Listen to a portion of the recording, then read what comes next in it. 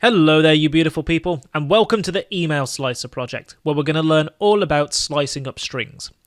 Now, slicing is a very useful thing that Python allows us to do, and its simplicity really sets Python apart from other programming languages. Now, in this project, we're going to create an email slicer that will ask someone for their email address, and it will tell them what their username is and tell them who their email account is held with, or their domain name, which, in a very basic way anyway. So, before all of that, in this lecture, I'm going to explain to you what slices are, and I'm sure you'll agree by the end of it that they're super awesome. And by the end of the lecture, you'll know how to chop strings up to use just the information you want. So let's get into it. So what is a slice? Well, a slice, as you might imagine, is just a small piece of something larger. Now, for this to make any sense, we need to take a fresh look at what strings actually are. A string is basically a bunch of characters and letters that are strung together. So let's say if I have the string A, B, C, D, E, F, G, 1, 2, 3, 4, 5, and 6. Okay, so here we have a bunch of letters and numbers that are strung together to make a string. Now, in Python, strings are an iterable data type. Now, what the hell does that mean? Well, when something is iterable, it means you can go step by step along it until you get to the end. Iterable means you can go step by step along it until you get to the end. Now, each of these steps is called an element. So there would be one step, there's another step, there's another step, there's another step, and each of those are elements of the string. Now, each element also has a number that refers to its position. So this number is called an index, and by using the index, you can get to the element. So by using the index, you get to the element. Now, these index numbers start at 0. That means the first element is index 0. The second element is index 1. The third element is index 2. This would be index 4. Index 3. This would be index 4, index 5, and so on. So the best way to show you this is if we had an example, a rather long word. So let's just say we have word equals supercalifragilisticexpialidocious. Okay, so let's just save that like that. Now, if you've ever watched Mary Poppins, then that word will make sense. If not, go ahead and watch Mary Poppins. Now, if we just want the first letter of this, the letter S, then we just have to take the first index, or index 0. Probably the best way to say it is the 0th index of the string. So we do that by typing word, which is the name of the variable, then opening up a pair of square brackets. And inside here, we type the number of the index that we want. So we want the 0th index, so we type 0. And that's going to give us S.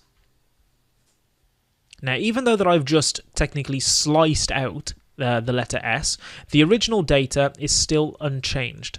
So as you can see, I sliced out S, but it's still there in the original variable. And that's because strings are immutable, meaning they cannot be changed. So if you wanted to say it correctly, you could say that strings are an immutable, iterable data type, because they can't be changed and you can iterate over each element. So as a micro challenge for you, I want you to see whether you can just go ahead and pull out the letter P. Okay, so use just a mini slice to take out this letter P here from the string. So how'd you get on? The way that I do it, okay, is we know that this is the 0th index, this is the first index, and this is the second index, right? So what we do is type a word of 2, and that's going to give us the letter P. So what if we wanted to take more than one letter? Well, for this, we use a slice. Okay, these were just kind of picking out little elements here and there, but if we want to take a proper slice from the variable, then this is how we do it.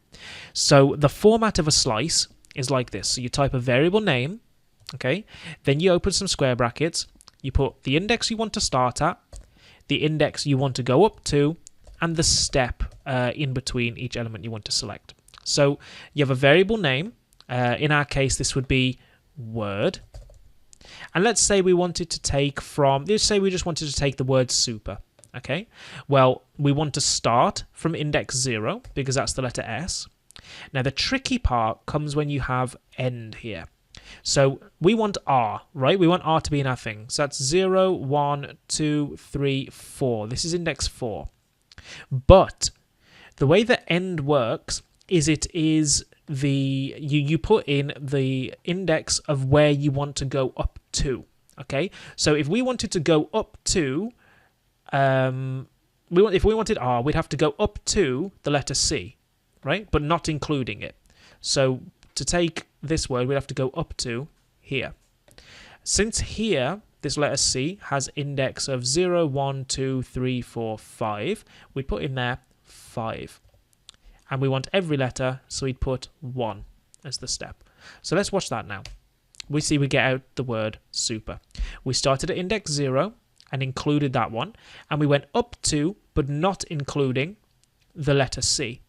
So that the letter C was index 5, so we put that there. We didn't want that, we just wanted to go up to it, and we wanted to go in one element every time. So if I just to show you what the step does, if I put 2 here, you see we get SPR, because this goes 0, go up 2, gets P, go up 2, get R. Okay, but that's what the step's doing. But 1 was taking every single one.